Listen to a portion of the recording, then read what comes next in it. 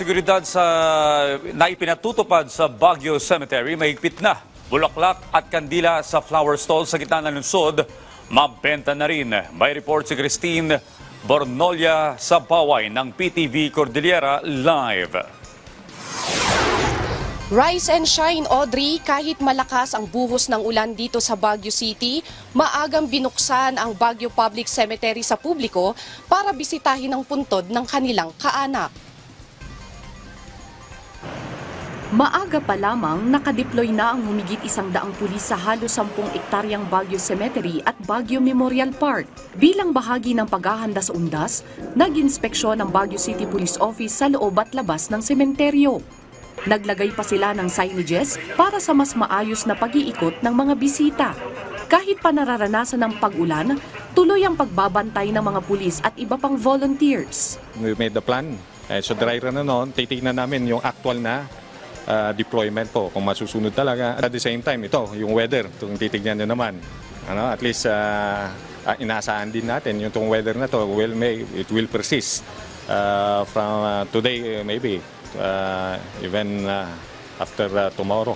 Una nang nagpaalala ang lokal na pamahalaan ng Baguio City at mga otoridad na mula ngayong araw hanggang Nobyembre 2, ipinagbabawal ang pagtitinda sa loob ng sementeryo at pumarada malapit sa sementeryo. Ipinagbabawal ding magdala ng matutulis na bagay, baril, alak, sigarilyo, flammable materials, gambling materials at loudspeakers. Inaasahang nasa 2,000 katao ang pupunta sa Baguio Cemetery at Baguio Memorial Park na pinakamalaking sementeryo sa lungsod.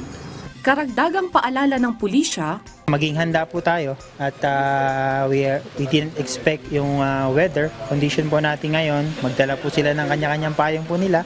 Pagka may concern po yung ating mga constituents na bibisita po dito, rest assured na yung ating kapulisan is handa na i-assist sila. Ang ibang ahensya ng pamahalaan tulad ng PFP at CDRRMC ay magtatayo ng medical assistance desk sa sementeryo upang umalalay sa mga nangangailangan ng tulong.